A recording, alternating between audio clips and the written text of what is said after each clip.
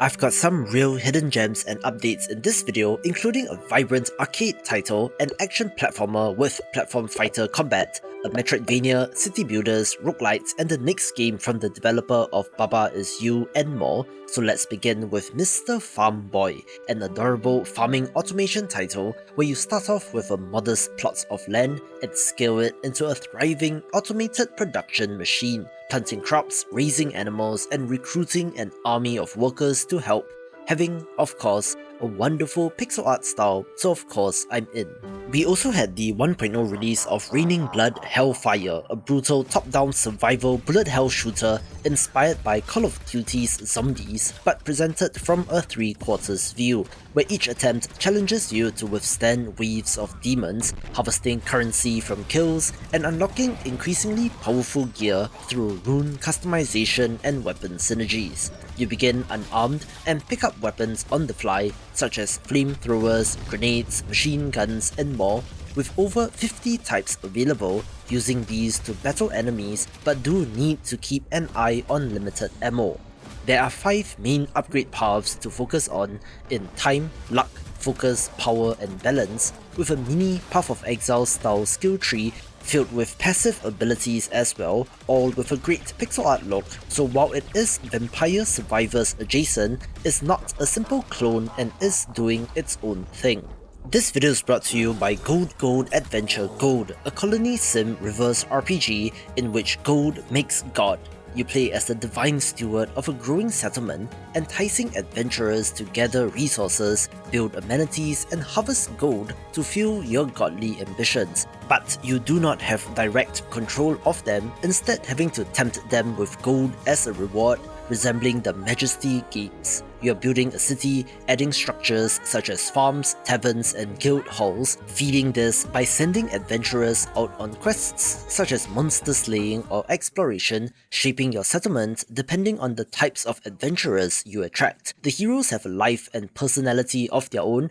forming parties, funding new buildings, or giving each other new quest objectives, so having to manage this indirectly is part of the strategy. You also have a powerful pet god beast to raise, feeding, petting, brushing its fur, or if necessary, disciplining it, so take care and teach it the right way or use it as a tool of revenge by feeding unruly adventurers to it. The choice is yours, with this drawing upon the classic Lionhead god game Black and White. I love the hand-drawn art in this game, which looks awesome, with an all-star voice cast as well, so if interested, this is available right now on Steam, so you can buy it via the link in the description below. Holy Shoot is a chaotic roguelite first-person shooter set in a satirical version of Hell, where each run sends you blasting through sin-filled levels, shooting at enemies, upgrading your character, and facing off against bizarre bosses. Choose from one of multiple hero classes,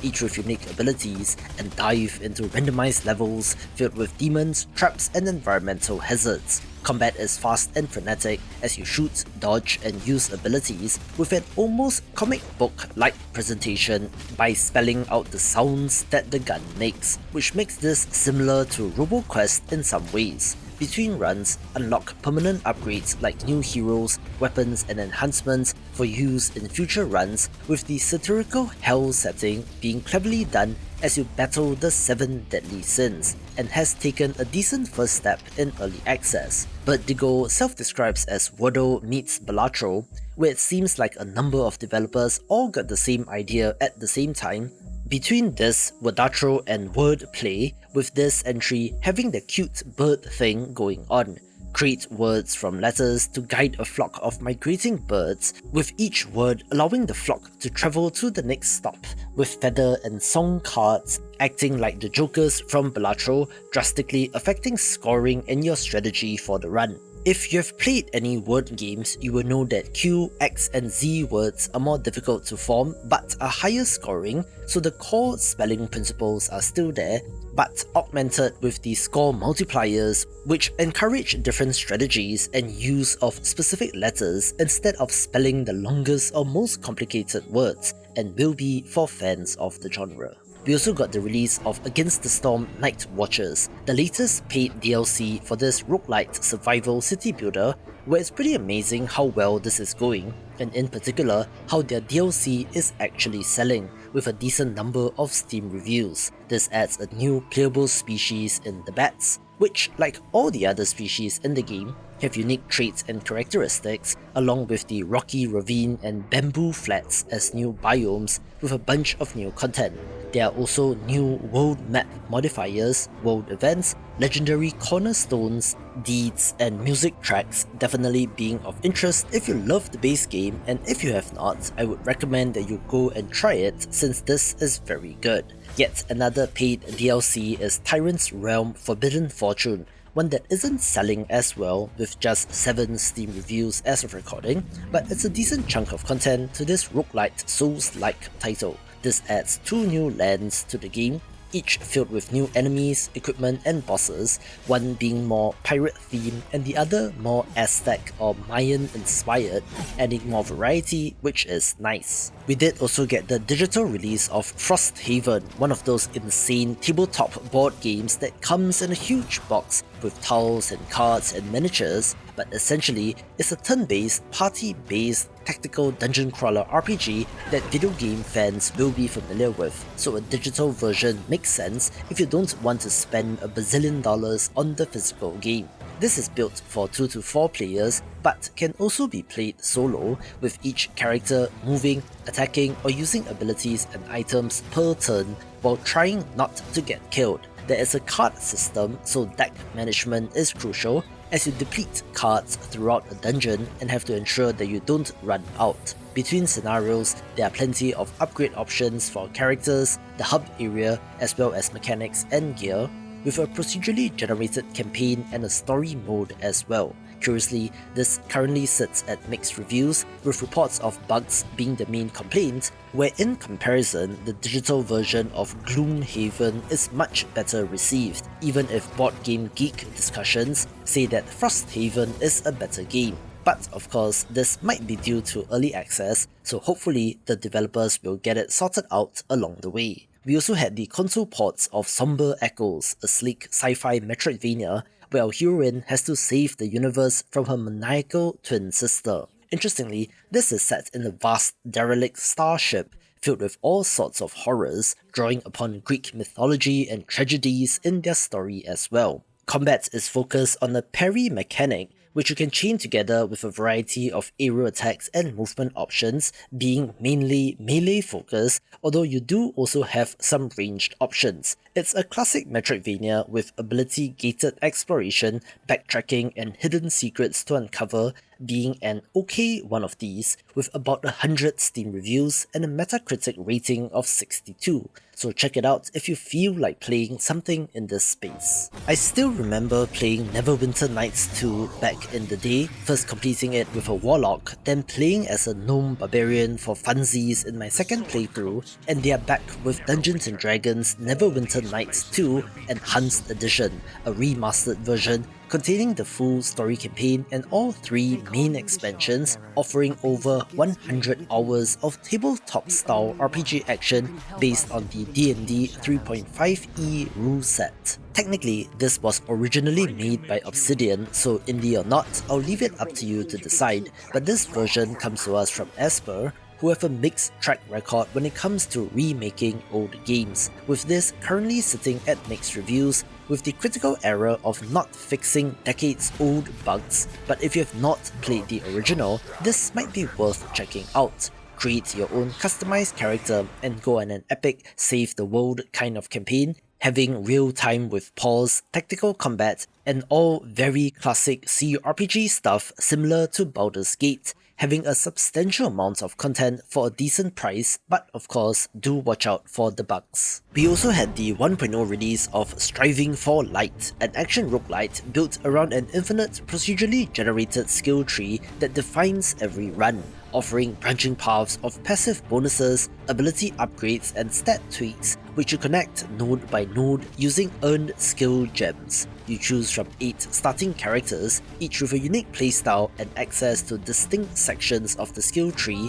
and gradually expand your build as you explore procedurally generated maps filled with enemies, traps and bosses. Combat is in real time and looks good, with dodge rolls as well as stamina and cooldown management being critical, having a little bit more resemblance to a Diablo style game. There's also loot and trinkets to collect, along with legendary weapons, permanent upgrades, various difficulty levels, and even an extensive endgame including rifts, challenges, and pinnacle bosses, and really is quite the hidden gem. I did not play it at the time, but apparently A World of Keflings is a cozy city builder adventure game from 2010 where you are a giant in the world of small keflings. Help them out by harvesting raw materials such as wood, stone, wool and crystal, automate production and transportation so that you can build even more advanced buildings and so on. It is classic city building stuff as you develop production chains, gathering then processing raw materials to be used in more advanced goods,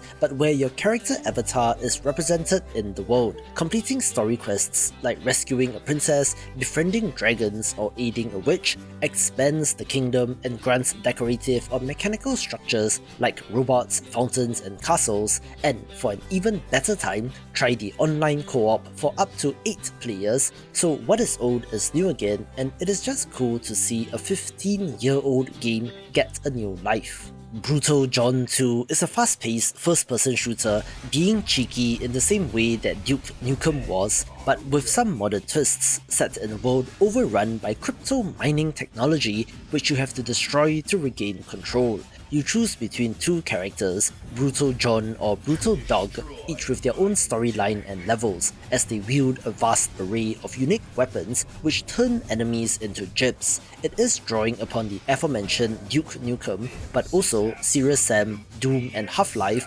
really looking like boomer shooter greatness with a fantastic art style as well, but do note that this is an early access release at the time, but reviews have been positive, so check it out if you love shooters. We also had the 1.0 release of Dealer's Life Legend, a fantasy take on the shopkeeping simulator which has not done as well as Dealer's Life and Dealer's Life 2. You're building a travelling merchant empire by trading wares between settlements, balancing time, inventory and resources as you're attempting to win the Wandering Merchant quest to prove that you're the best dealer in town. Negotiation and bargaining with customers will be key, using a reactive haggling system which responds to customer traits such as patience and greed, where haggling too hard or misreading their intent can cause them to walk out in a huff. Your total inventory space is limited but upgradable, and you do have to watch out for cursed objects as well, which is an interesting twist on the fake items mechanic in the earlier titles. Still, if you love merchant games, this might be worth a look, although there's something about the art style that is throwing me off. Another hidden gem is Decline Drops, a 2D action platformer with combat inspired by platform fighters, releasing shoes and mirrors, the second major update for the game, which adds a new playable character named Quay Serra with her own unique moveset to learn. It also adds a new world with 4 new stages and a unique boss, with a bonus top-down racer being added as well, along with cosmetic color palette swaps for the characters, being a wonderful one of these that is seriously going under the radar, so check it out if interested. We also had the release of Who's at the Door, a short psychological horror game where you play as a psychiatric patient trapped in a house, having to distinguish reality from hallucinations and given the apparently simple task of taking your medicine every day for 8 days. However, visitors will ring the doorbell, and looking through the peephole, you will encounter all sorts of strange and perhaps horrifying characters on the other side. At its core, this is an anomaly detection title like the Exit 8, where your task is to detect any anomalies within your house. While relatively short, there are hidden collectibles in the form of doll parts, which will then unlock the true ending, looking very freaky and might just make you poop your pants. A title with awesome cartoony art and animations is 502's Arcade, which released in February 2024, a collection of fast-paced arcade games, not quite WarioWare but is somewhere in that neighborhood, releasing the Continue Mode free update. The base game has you chasing the high score in mini-games like Ghost Hunting, an action puzzler, a super crate box-like and more, with this update adding additional lives to allow you to continue if you do fail during a game, improving accessibility, which helps since arcade-style titles can be punishingly difficult. Additionally,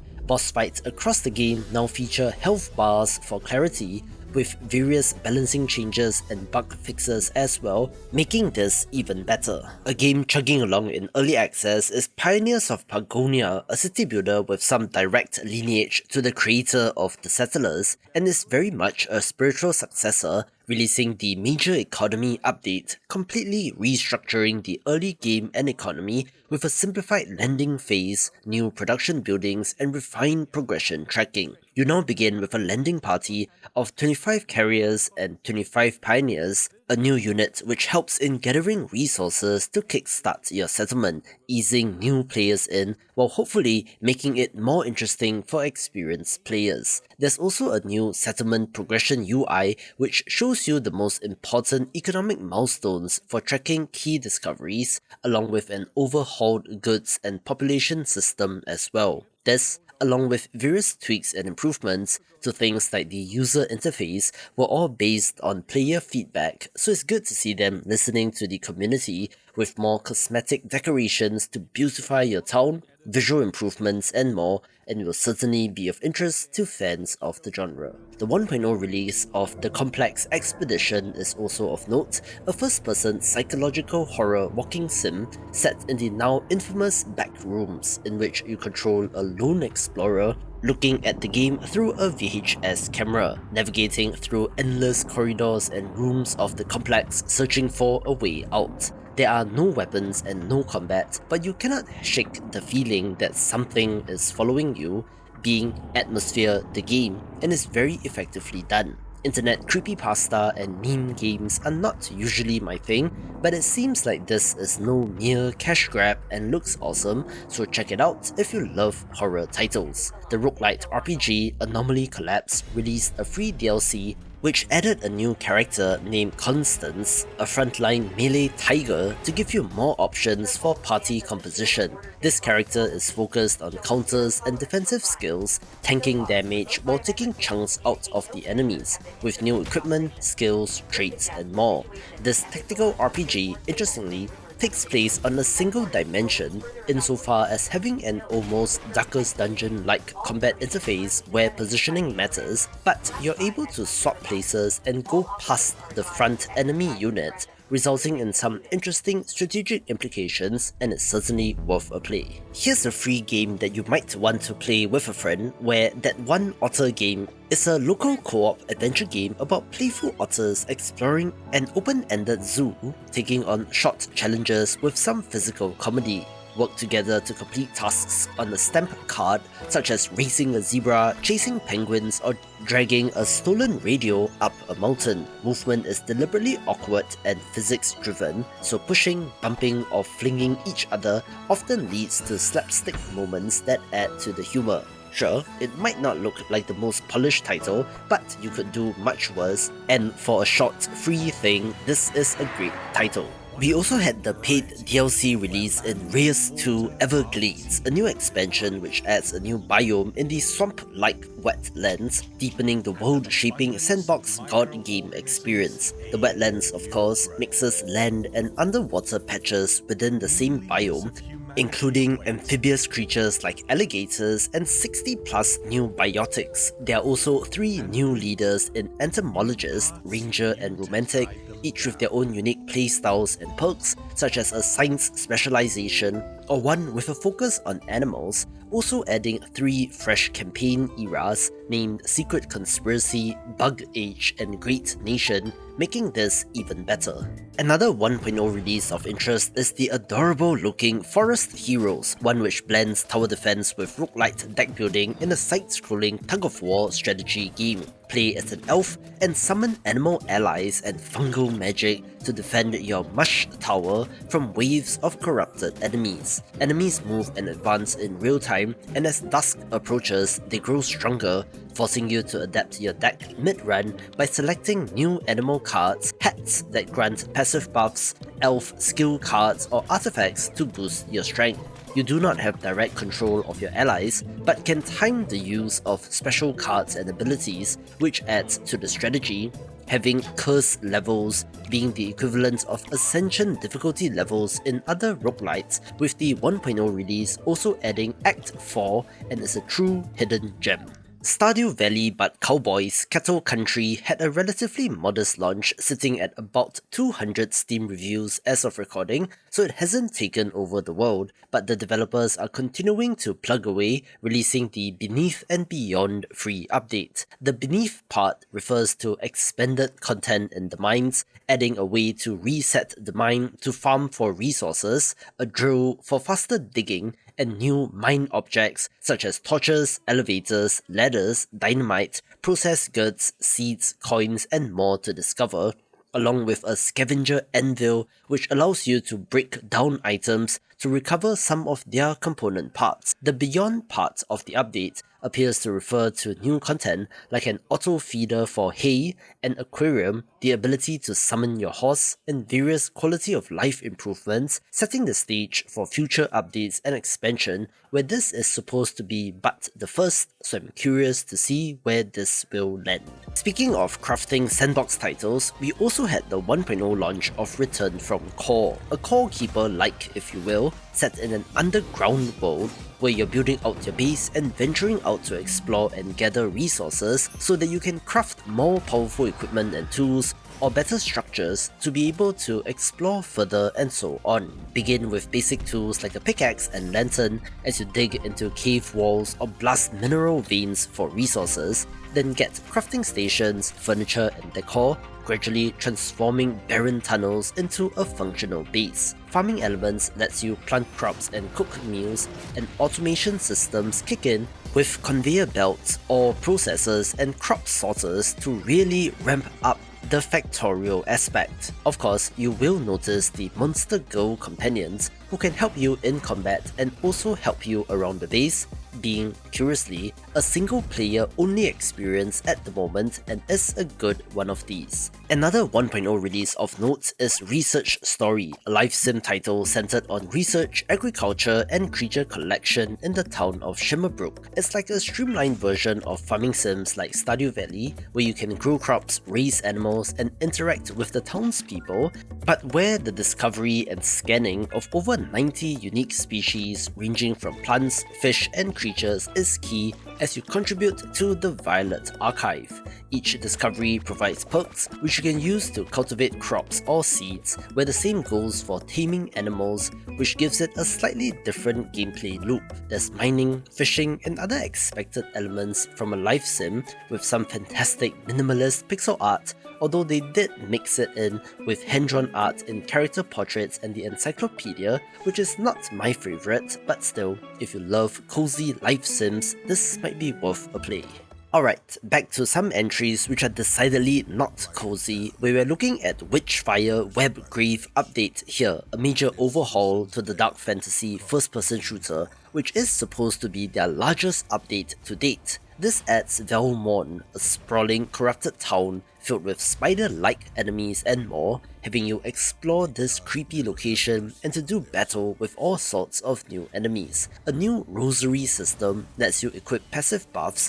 which allows you to experiment with builds, being a literal game changer in more ways than one, along with major overhauls to existing systems, such as with the workshop, which lets you develop your weapons down a particular path. The stats system has also been overhauled, having more in common with RPG-style systems, where you're adding points to Flesh, Blood, Mind, Witchery, Arsenal, and Faith, each of which, in turn, affects things like stamina, mobility, weapon handling, spell recharge, health, and so on. Of course, new weapons like the Oracle Sniper Rifle, Nemesis Lever Action Rifle and more have been added, with a prologue chapter being added which serves as a tutorial, so this game really is shaping up, already having over 9,000 Steam reviews and is a huge game while in early access. Speaking of huge games, RimWorld released the Odyssey DLC, a strategy which is working for them since it has over 2,500 Steam reviews,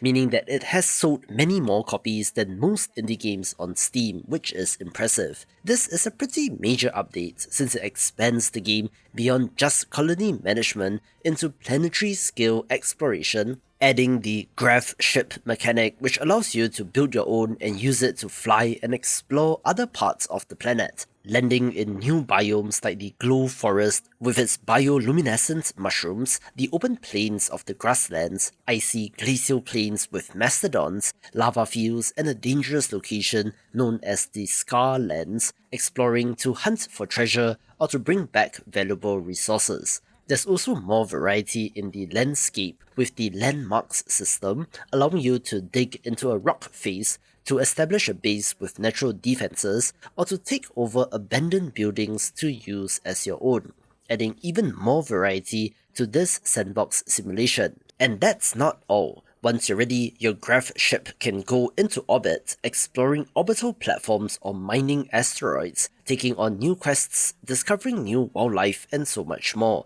being a game that you could play forever and then some with their constant DLC additions. If you prefer just the space part, the shipbuilding sim Cosmotier is an excellent one of these, allowing you to create massive starships and release the Meltdown update, adding heat management and overclocking as central systems as you use your ship to try and run Crisis or something. This is an optional new system for ships using heat-based weapons like the Thermal Resonance Lens, where functional modules like weapons, reactors, and factories now generate ambient heat when overclocked, requiring you to install heat pipes, capacitors, radiators, or dedicated engine rooms to safely dissipate the heat. Failure to do so might cause fires to start and modules to fail mid-battle, so it's a delicate risk-reward balance with new systems to wrap your head around. The thermal lens is the crown jewel here, allowing you to melt through armor and start fires on enemy ships, so consider acquiring it, where a new faction focused on heat weapons has also been added, with over 90 new combat ships, 7 space stations and much more, where this too is killing it in early access with over 10,000 Steam reviews and is a very popular title. I was surprised to see a solitaire mystery pop up on the list of new releases, and where it does seem to be going under the radar, kind of crazy since this is from the developer of Baba Is You, but perhaps is a different kind of game, being a collection of over 20 unusual solitaire variants, each one reimagining the card game with bizarre twists such as growing plants, alchemy, poker mechanics, or even battling eldritch monsters. Each variant has its own rule set and difficulty rating and tracks your win streak across modes, with a lenient undo function as well as a random seed function for each variant, truly being card game magic, which might explain its under the radarness. But since it comes to us from one of the most brilliant minds in puzzle game design, this is not to be missed. The rise of the completable idle game is fascinating to me, in contrast with the endless open-ended incremental games of old, the latest of which is Fill Up the Hole, where you're building a city which generates trash, which you can then toss into a magical hole for profit, allowing you to build more and to generate more garbage until maybe you fill up that hole, looking visually simple but scratches that part of your brain that wants to see it through to completion. Watch this video for more of the best indie games.